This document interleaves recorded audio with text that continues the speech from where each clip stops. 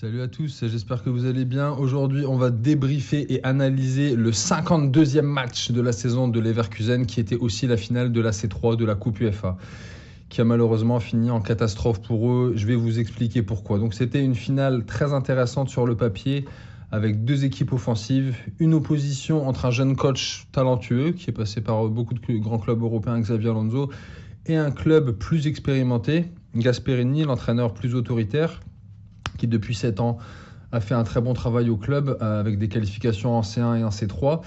On va voir qu'il a un peu révolutionné le foot italien. Donc on a une affiche qui est énorme sur le papier, avec des équipes qui ont eu quand même des parcours assez relevés, avec l'Atalanta qui a dû battre Liverpool et Leverkusen qui a dû battre la Roma.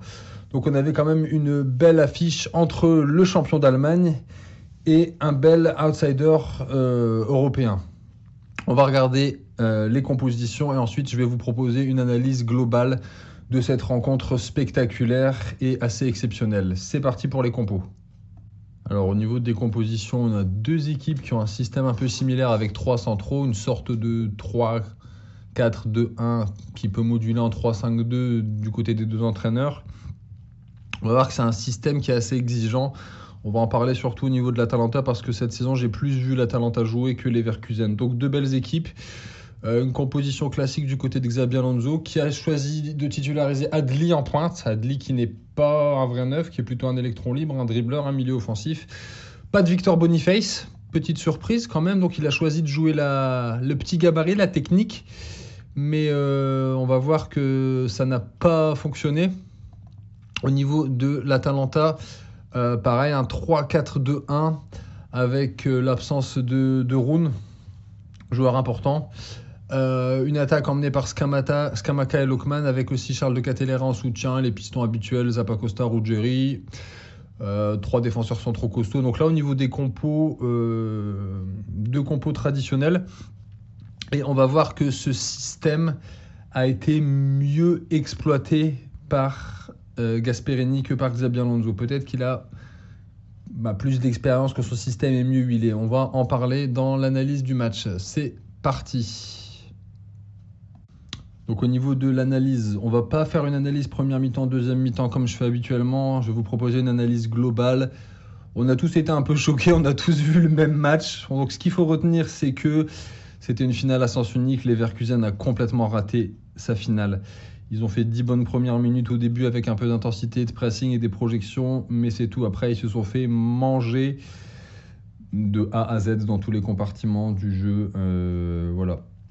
Pour moi, ça s'explique par deux effets, deux causes. La première, c'est la gestion mentale, la gestion émotionnelle de la finale qui a complètement été ratée. Les joueurs de Leverkusen ont complètement raté leur finale. Ils ne sont jamais rentrés dans leur finale, on a l'impression. Et le deuxième point, c'est le manque d'intensité dans les duels, au niveau du combat, du pressing, du contre-pressing, où ils ont été complètement défaillants. Donc Leverkusen a raté sa finale. Et pour une fois, le score reflète la physionomie du match. Honnêtement, ça aurait pu même faire 4-0, ça n'aurait pas été un scandale. J'ai regardé un peu les statistiques. Leverkusen a fait 3 tirs cadrés, dont certaines tirs un peu mous. L'Atalanta a fait 7 tirs cadrés. Leverkusen a eu la possession et a eu plus de passes précises. Un taux de passes réussi plus élevé. Voilà, donc au niveau du mental, je pense que ce qui s'est passé pour Leverkusen, c'est qu'ils ne sont pas rentrés dedans. Ça s'est tout de suite vu sur les attitudes de certains joueurs qui ont été vite agacés. Je pense à Wirtz et à Xhaka. Xhaka, il a tout raté. Wirtz, on ne l'a pas trouvé. Des pertes de balles, des gestes d'énervement, des contestations. Ils ont simplement perdu leur football. Quand vous avez votre meneur de jeu, Wirtz, qui est probablement votre meilleur joueur de la saison, qui rate tout, les autres joueurs ne suivent pas. Les coups francs, mal tirés. Deuxième élément aussi, pourquoi ils ont raté leur finale mentalement, c'est que Leverkusen cette année a gagné énormément de matchs dans les arrêts de jeu.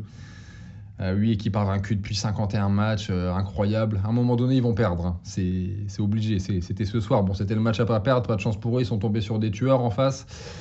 Ce qui s'est passé, c'est qu'ils ont gagné beaucoup de matchs dans les arrêts de jeu. Ah oui, ils ont gagné à la 90e contre la Roma. Ils mettent 2 buts dans les arrêts de jeu en championnat contre le Bayern aussi. Ça demande énormément de ressources physiques et mentales.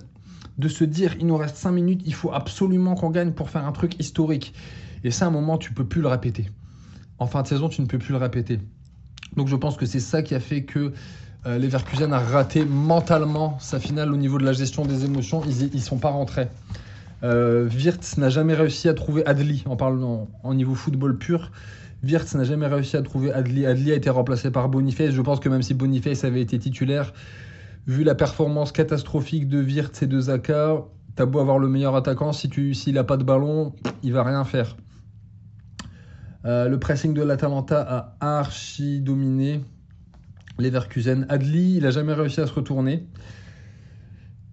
Leverkusen, trop faible dans les duels. Les joueurs de côté bloqués. Pourquoi ? Parce que l'Atalanta a des joueurs très forts en 1 contre 1. Voilà, ça c'est un peu ce que je voulais dire. Pourquoi Leverkusen a raté sa finale ? Ces 2 éléments, donc l'intensité et la gestion émotionnelle. Maintenant, je vais un peu plus parler de comment Gasperini a une parfaite maîtrise de son système et comment il a réussi à poser des problèmes à Leverkusen. Ouais, un petit mot aussi sur Jonathan Tah qui a gagné seulement 29% des duels pour un défenseur central.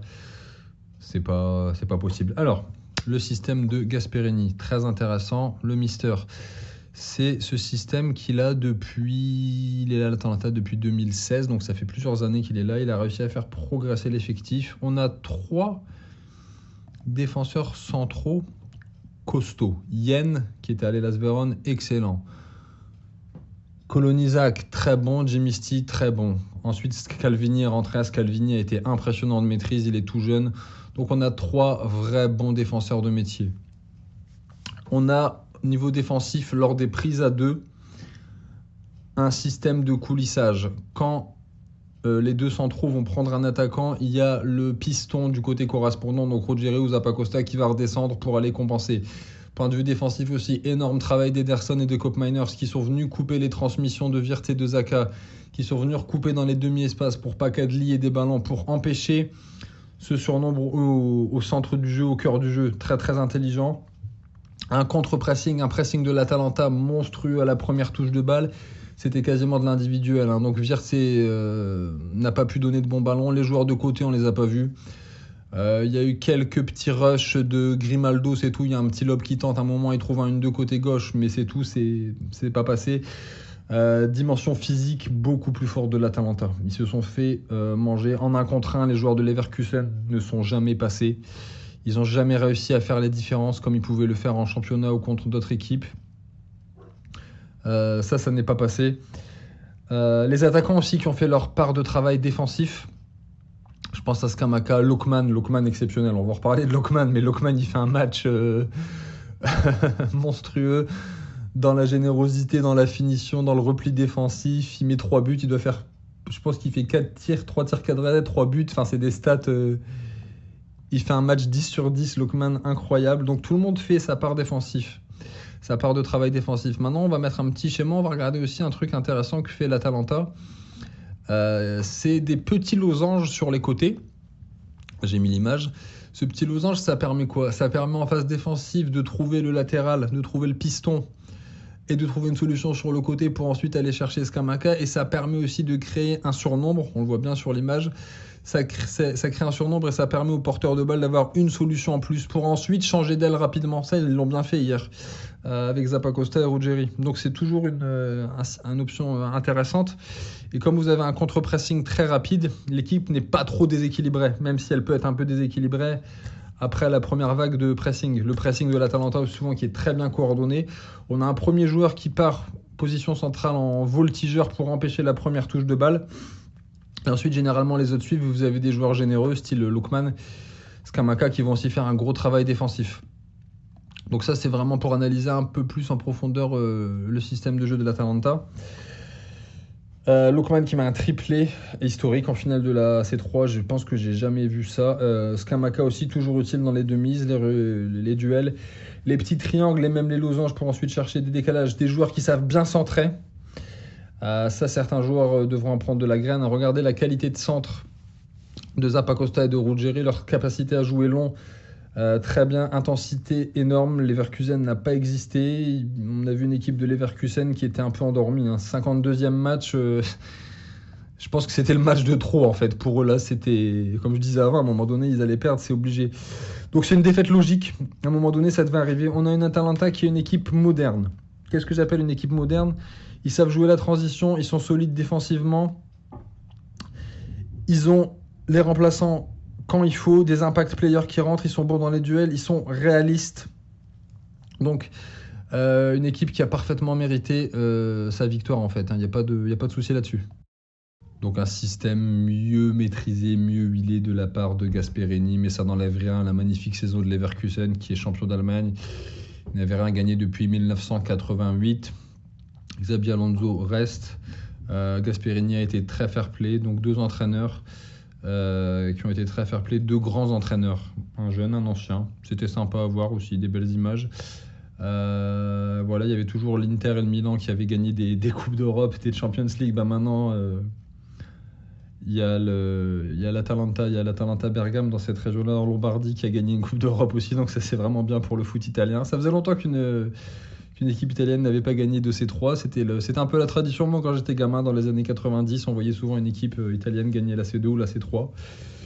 Voilà, donc les Leverkusen qui a eu des changements, mais trop tard. Au niveau de... Il n'y a pas eu d'impact, on n'a pas réussi à trouver les joueurs devant ni les joueurs de côté. Donc, une fois que vous êtes comme ça, que vous n'arrivez pas à trouver vos joueurs de côté, vos attaquants, que vous êtes mené 2-0 à 2-0, je savais au fond de moi que c'était mort. Je voyais pas... J'y ai pensé une fraction de seconde. Ouais, mais un scénario de fou, ils vont marquer à la 90e. Non, en fait, non. Là, ça se voyait sur leur visage qu'ils n'y croyaient plus, les joueurs. Donc voilà, 2 belles équipes qu'on va retrouver l'année prochaine en Champions League. J'espère avec les mêmes effectifs, parce que c'est 2 belles effectifs qui vont certainement se renforcer. Voilà, j'espère que cette vidéo vous aura plu. Un grand merci à tous les abonnés. On est presque 200 sur la chaîne. Franchement, dédicace à vous tous, vous êtes les meilleurs.